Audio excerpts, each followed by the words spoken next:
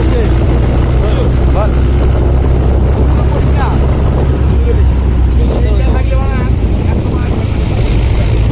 Hello guys, আমরা এখন যাচ্ছি, আমরা বাড়ি যাচ্ছি আমাদের ডিউটি হরিনাথ অফিসে।